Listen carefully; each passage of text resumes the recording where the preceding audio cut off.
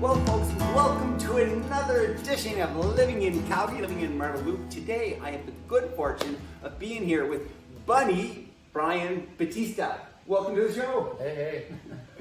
Bunny and I met through my wife, who attended his art studio called Atelier Artista. Atelier Artista. And we met about 2 or 3 years ago. Yeah. I've been keen to interview you ever since for the show. Tell us a little bit about the studio. Well, Atelier Artista is in Marda Loop in the CSpace King Edward building. I wanted to build a space in Calgary that could teach the things that I had to learn by going elsewhere.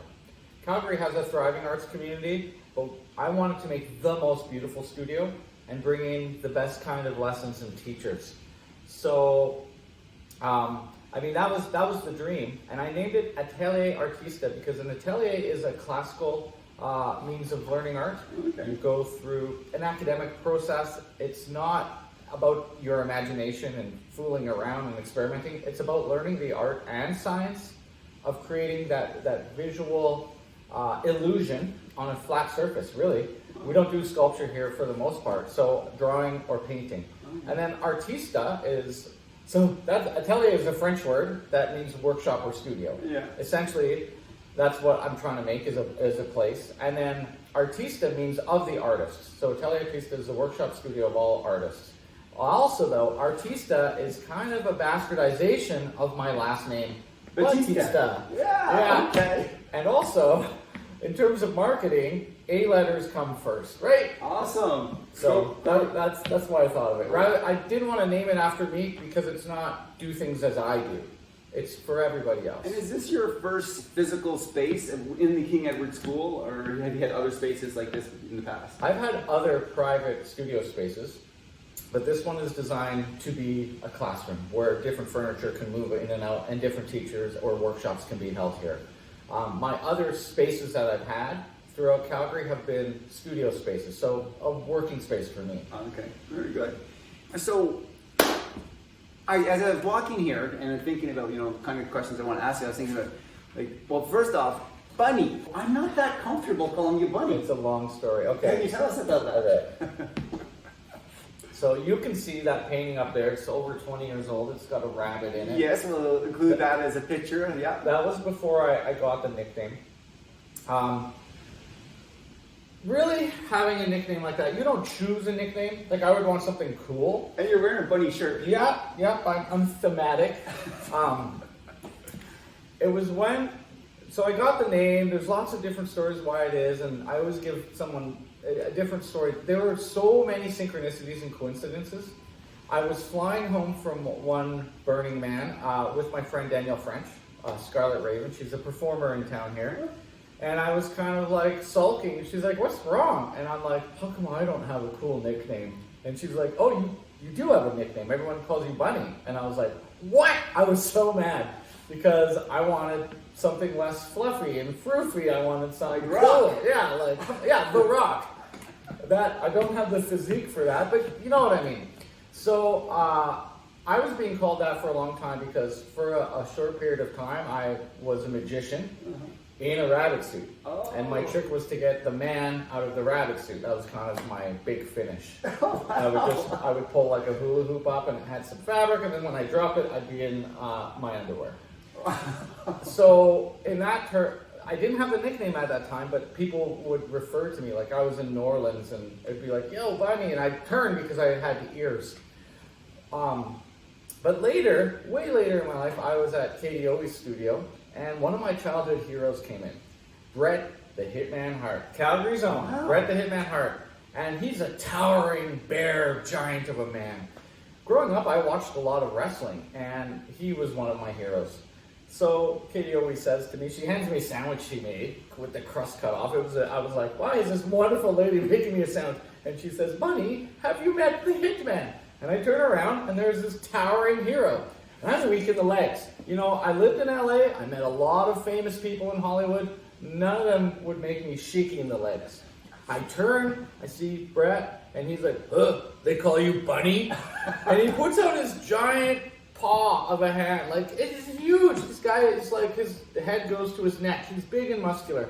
And at that moment, And this is years later, after people had called me Bunny, I was either going to go, no, I'm Bryon Batista, and be serious and maybe sell used tires. Right. Or I was going to just say Bunny. And at that moment is when I decided to accept the nickname, and I said, I'm Bunny. And he's like, cool, man. And then I was like, wait a second. Like, I was so nervous. Yeah. I was fine after that. I took ownership of it. But at that point in time, I realized this guy hangs out with a bunch of goofy dudes in tights with goofy nicknames. Right. What was I worried about? Right.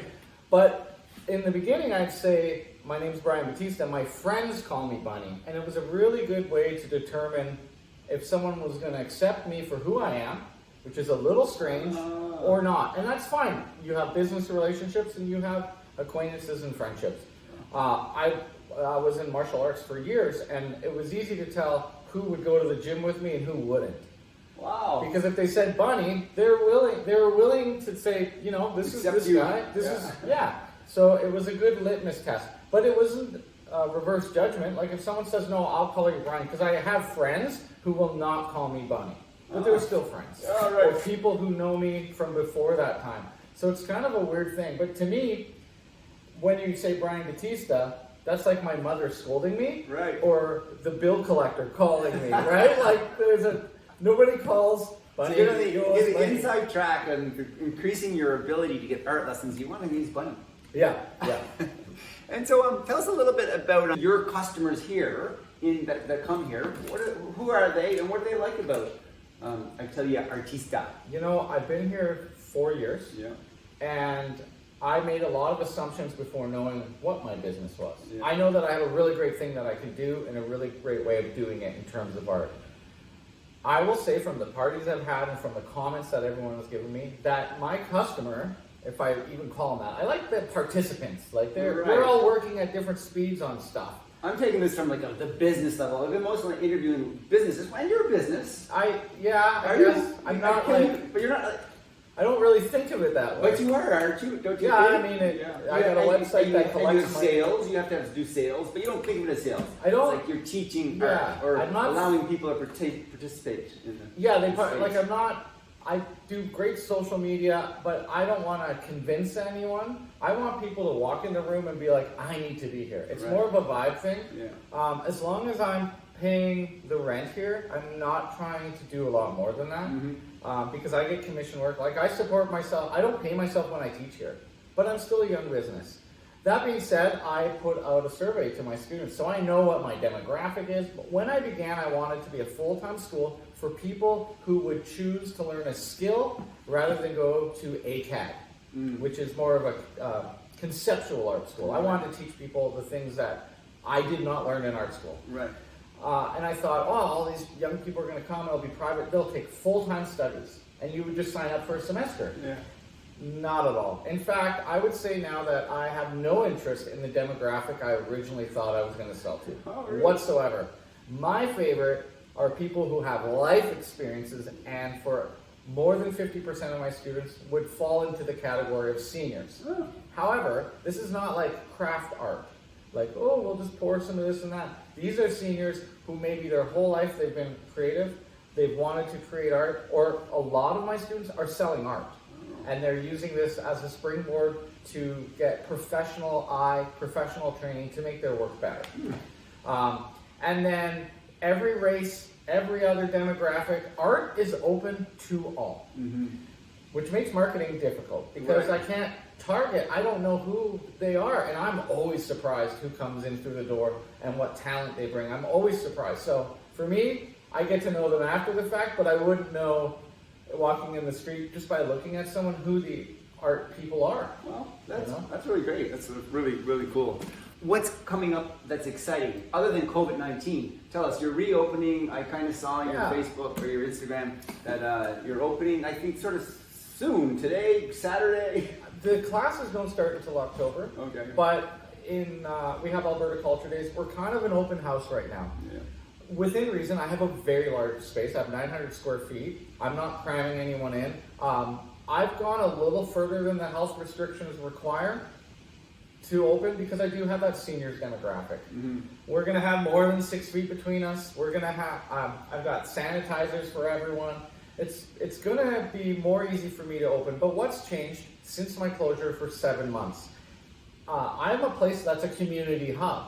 And as soon as community can't be had because we're all locked in, I really had to restructure my whole idea of what this place was.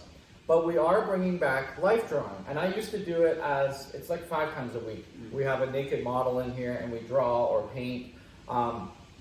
There's plenty of distance from the model, but often you're not that far from someone sitting beside you. So we kept that closed. We're gonna reopen it, but instead of it being drop-in, so people can just show up whenever they want. But you know what I want to do today? Do that. Now I have to keep a strict attendance. Right. But that will lift when this is over. So already I started selling, and on the first day stuff sold out. The other classes have 2 or 3 spots in them, but I'm at half my capacity. It's barely a break-even situation, but because it's a community thing, it's more important that I stay open for people to practice their skills than for us to make money. Although all my teachers are being paid, it's just not me. Well, we'd like to get you paid too. How can we do that? Well, the numbers right now aren't really going that way. I have been taking commission work. Okay. Eventually. You have this big commission from Waterton, it sounds like, or it sounds like not quite commission. Yeah, it is. It's through Metro Graphics. They won the bid on all the artistic stuff at Waterton National Parks. They're going to have a new interpreter center. So they have hired me to help do all the painting. Because I'm good and I'm quick. Wow. We've got a month to do this one, and then in November a new one will come in. I found it interesting when I came in, you complimented me on my nice bird shirt, and you told me you were studying ornithology. Yes, yes. Tell us a little bit about that. Well, it's a hobby. I'm taking a course through Cornell. Painting birds and learning about birds, and I live by the bird sanctuary. It's not cool and it wasn't what I wanted to do, but I've noticed everything I do is kind of like that. So ornithology is not bird songs and bird spotting. It's biology and behavior. Right. So are you in the right course? Probably not. As soon as COVID hit, I started taking courses like a madman because normally I'm the teacher. Right. So then I got to be the student. So I got my certificate in Jungian archetypes. I started to study a lot of things. And then on my website, I have tons of live streams. So I started giving my classes away for free. A lot of people jumped on I'm going to have to make a product to sell. I realized through the process that for me to teach online would not work well. I couldn't see what the students were doing. They would have to adjust a lot of them are on iPads, not laptops or phones. And to see how someone mixes paint, plus I can't see the color, they're having to adjust. It was very frustrating. In my classroom, very easy for me to do. So what I do didn't translate well. Even though we have academic learning, it didn't translate well for me. Plus, I'd be in the caboose, I'd be running to catch up. There are many great teachers and products already out there. So why throw myself into a marketplace?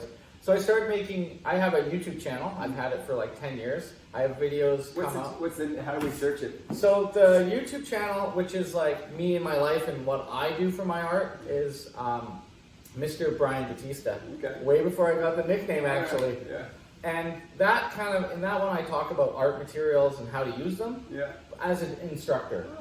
Then the Atelier Artista has a YouTube channel, and that's where all the free live streams and the courses are. We'll give links to that. You can put links and then people can check it out. I do a live stream every Wednesday, 6 till 9. It's me talking for 3 hours straight while I draw. That's great. People put chats up. I did one last night. We can scan and you can look at the drawings and you can see my wall of figures outside the studio. I'm just, is that on YouTube, that live stream? So it's engaging. Right. I'm going to continue it, even though the classroom is open. I'm going to ask the students if it's all right if I can set up the camera, but I won't talk during the sessions. So people who can't come down because they're sold out can still watch remotely. Great. I think that's going to work. I mean, that translates. The classes don't really translate well. Also, you can't, the big thing that I have learned since opening the studio, this is my dream, is that you actually have to make a commitment. Like I do yoga every morning right now, but if the yoga teacher didn't give me the Zoom link and say, better show up, I would not do it. And the same thing goes for art. Like, people want the result, but they have to make the daily commitment over time to get there. Yeah. It's like a Like slow, it's like a slow growth. I say to people, you can sit for 3-4 hours and practice guitar till your hands bleed on Sunday, and then maybe do that again next Sunday. But if you just picked up the guitar for 10 minutes a day, by the end of 3 months, you'd be kicking Hotel California, no problem. Mm-hmm. Whereas when people cram, just like studying, you just don't get there. Exactly. It's like too forceful, too painful. We move away from pain. Right. You know? That's why it's great to sign up for like an art class. Yeah. And you come once a week or whatever, 3 times a week, and you make that commitment, and your skill develops. And then you should sign up again, and again and again and again. To move forward. We hope. So I've got a good crew. I would say, so I have like 700 or 800 people on my list, thousands on the social media, but really a tight crew of between 30 and 60 of regular students. And the reason why I say a tight crew of between 30 and 60 is because of my demographic. I do have half of those disappear in winter because they're flying, they're snowbirds. They're flying somewhere warm. So for part of the year, I have, just that 30, and then when it comes back, it gets very busy. Yeah. And what are some of your future goals? Whoa. Wow. Well, my goal for here has always been to bring some of the best artists in the world to Calgary. Yeah. Now, we have done pilot projects and tested it out, but I often go every year to Europe to study. I studied at the Paris Academy of Art under Shane Wolf, who's an American, but in Paris. I studied in Portugal. I did stuff in Italy. I'm going to Iceland this year. Wow. I studied with Robert Liberace. So in art, you kind of have to learn from someone better than you. Yeah. Like, you can only go so far with books and stuff because you need someone who's trained. Mm-hmm. It's like a martial artist. You can only get as good as the person who taught you. Yeah. And so I want to be able to bring the great artists to Calgary, show them our wonderful city. So, there's a 4-month window there. I don't want to bring them in winter. They might never want to come back. Tell me a little bit about, choosing to open at King Edward here, the King Edward School, and live in the Marda Loop area. What do you like about this area? And a little bit related to Calgary. What do you like about Calgary? I'm not even from here. I keep coming back to Calgary.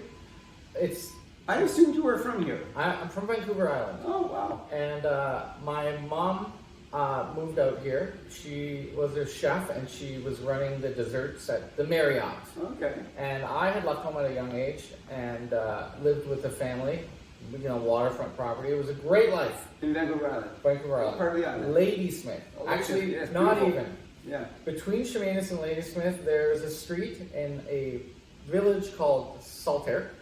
Okay. 12 houses, and we lived on the bottom one on the ocean. Wow. And this family took great care of me and really were instrumental in formulating who I was as a person, right? Like the teenage years.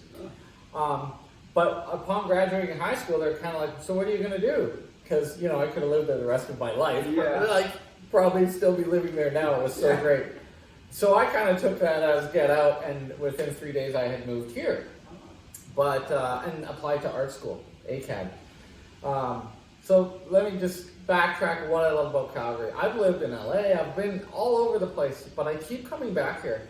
I love the outdoor life. I love the friends that I made through art school, but I love the opportunity. I started Calgary Underground Film Festival with a group of friends. When I lived in LA, I couldn't get anyone to return my calls. I couldn't get anything to happen. In Calgary, people are willing to be like, yeah, we can do this. Things can happen here. King Edward is a great example of that. The King Edward School was dilapidated and run down. And at first, I was on the board of directors of M Media. They have this, it was called the MAVA project. They were trying to get all the artist-run centers to go in on this building. $33 million is not a small amount to acquire and build up. So they were looking for artists and artist-run centers. And a friend of mine worked for the CSpace projects downtown, and she said, Bunny, maybe this is good for you. Maybe you can check it out. So at that time, it was kind of the idea to move into an artist studio, which we have 5 just down the hall. Right. Just tiny little rooms, and just to make art in. And that's what I was going to agree to, because they needed people to sign the lease to get the funding to build the building. Right. So I had signed 2 years before moving in. Yeah. and had agreed to that. I was still teaching at ACAD, and I just saw that I needed to make a place where I could teach the way that I wanted to, not under the confines of a brick, boring building with all the institutional rules. And so I signed for that, and that night I went to sleep, and I had terrible, terrible nightmares. I'm like, what am I agreeing to? This building's not even built. It looks like crap. I signed sight unseen. The next day I returned to CSpace office downtown, and I said, I can't do this. I had a dream last night. And they're like, what? Now, my dream got bigger. I said, I can't be in a single studio. I need the biggest room you have. And in fact, I probably am going to need 2. And they're like, what are you going to do? I'm like, I'm opening an art school. I'm not just going to have an art studio. I'm opening a school. And so I'm in the penthouse suite here. Top floor. Top floor, but the other rooms are split in the middle. This is a full-size classroom. Wow. And I wanted north-facing lights, or windows, sorry, which is ideal for painting. And so... beautiful windows they are. I made conditions. I said I have to have the biggest room you've got, and I need to have the north-facing windows. And number 3 was slate chalkboards. That was the selling point. That's actual slate, because I'm teaching historical art. It hasn't really changed for 500 years. We're still doing the same things and the same techniques. Some things have improved, but I can refer to history. So I wanted a space that was historical, that gave you that feeling that maybe they had 100 or more years ago. I built the furniture out of solid oak. It's not plywood. Everything was period, because this whole thing is oak in here. Did you actually build these? Yeah. Wow. Yeah. The secret is I ran out of money by that point, and those aren't actually oak. Everything else is oak. By the time they're heavy too. They're like $500 each. I had owned an organic tea company for 8 years before this. Yeah. Because And on that note, when I was getting kombucha a couple of years, you told me about your kombucha. Yeah. And at that time, you still had the same, what are they called, SCOBY? Yeah. SCOBY's like 10 years old. So I got the SCOBY at Burning Man in like 2004 or 5 from a friend. And it was in a little plastic bag, and I brought it up to Calgary, and that was the mother, and I kept her going for years and years. I still have a piece of her in my fridge, but I don't think it's active now, because they kind of go dormant. So I stopped the kombucha thing. I'm back on it again, and I actually got it from my co-worker here, Melissa. Your new SCOBY. Yeah, but it could be my SCOBY. I don't know. Yeah. It's a unicellular organism in a symbiotic relationship, so. Nice. Yeah, I had an issue drinking soda pop. I like bubbly stuff, especially bubbly. I don't work for them. My favorite drink right now. But the kombucha is bubbly and no sugar, really. Yeah. It's the sugar that's the problem for me. Oh. I'm on the keto diet, so I can't have sugar. Yeah. So kombucha's okay because it eats all the sugar out of it. And how come you're on the keto diet? You told me about that. It started in January. How come? Like, you're a fit guy. Why are you keto? Resolution. Just feel better or what? I'm in my 40s, and I had gained a lot of weight slowly over the years. You can hide these things, but also I felt crummy, and I have psoriasis, and I started to do a lot of research online, and I do these cleanses all the time, and I try a lot of different things. So I got information about keto, and I was like, you know what? I'll try it. And you got to give it a diet 6 months before you notice anything. And a couple times I fell off the wagon, and today I'm having birthday cake. Because your birthday Saturday. Happy birthday. Thank you. My birthday's Saturday, and I'm going to have the open house here. And every year I usually throw a big party that costs me like $800 or $900 because my birthday is me celebrating that you're in my life. Oh, okay. And I would do all the food and booze. This year I'm just going to leave an alcohol card out and people can help themselves. It's not a party, it's just a painting event. I'm actually starting a new series of work on my birthday, symbolically. I wanted to do a project where I paint a series based off the tarot cards, not for divination, but there's a story of humanity, like the Jungian universal unconscious. So I'm going to start with the first card, which is card 0, and it's the Fool, and it's a character walking off the precipice.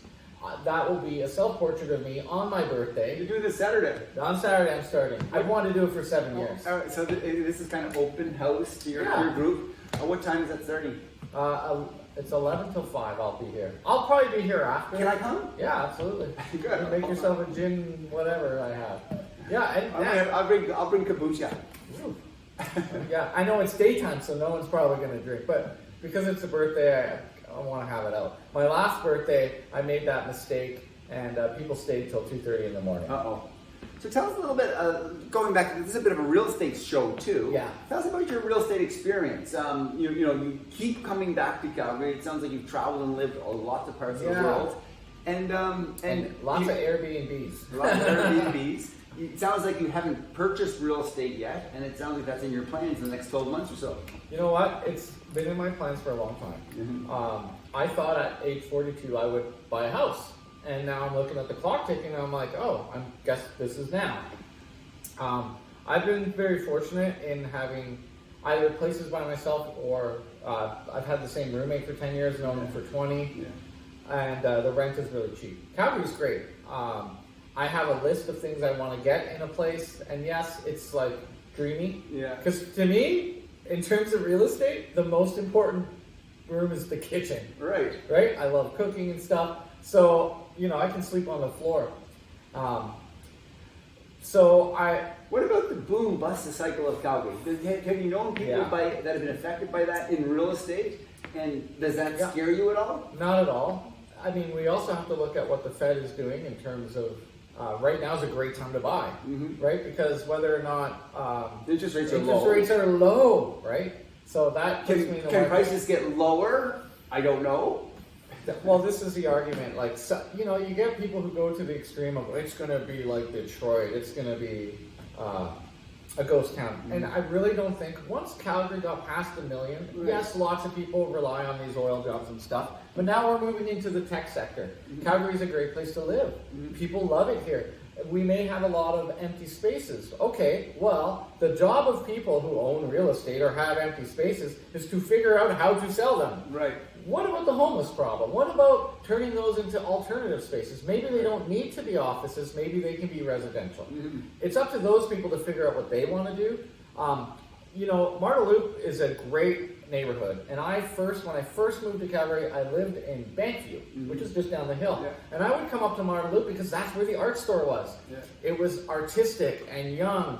And then it got gentrified with these pop-up infills, which now are some of my favorite houses in this neighborhood. I love walking around here. Yeah. And they wanted the King Edward, the community did, to bring the arts back, and I think that, we've messed up the parking situation for these residents, but that's the side, that's what happens when you bring the artist in, I guess. Yeah. But I just feel like it's really vibrant in this city. Even in the horrible winter months, I still want to get up and come and do things, Nice. Lots goes on. We got a great art scene here. Enjoy your space here. Yeah. Well, Bunny, this has been a real pleasure. What else what messages would our viewers want to hear? Anything else? Ask of our audience? Well, audience, thanks for tuning in, for sure. I really appreciate that. Anytime anyone's willing to give me a moment of the day. CSpace is open to the public, and we have an exhibition on the top floor. I'm open almost all the time. If my door is open, feel free to walk in.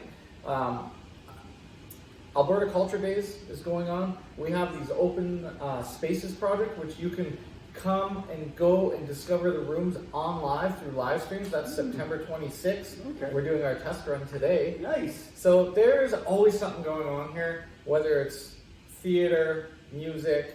I'm the fine arts school here. There's artists hanging. There's right now an exhibition on every floor. We're dog friendly. You can just take your dog for a walk through this building. That's nice. So, and how do people reach out to you? What's the best way? Through my website, atelierartista.com, and you'll link it and stuff, because you know what? Neither word is English. To my detriment, I chose that. It's even hard for me to say. I have a little bit of a lisp and a tongue tie every time I say it. I'm trying not to sound posh by doing it with an accent. Because I could say Atelier French, and I could say Artista sounding Spanish, but I'll just say it how I say it. And then what about Insta? You're on Instagram? I'm on Instagram. Probably Atelier Artista. Well, that's the Atelier is, and then I'm Bryon Bunny Batista probably. Oh, okay. I'm on Twitter. You know, you have to be. I absolutely hate Facebook. Yeah. And I got off it. And before I did, I printed out every post and every picture after 7 years, and you can get these books bound. It's like a fat encyclopedia. Yeah. Years passed, I never thought of it again. It was great.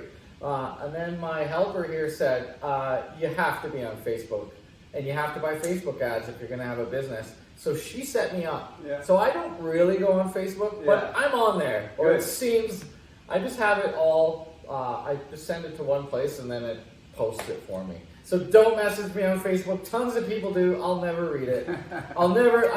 She's like, you know, there's like 56 messages for you on Facebook. I'm like, what are you talking about? I can't even log in. Right. You know, Good for don't you. do it. You're lucky. Contact me through my website. Would you give us a quick tour of that studio? Absolutely.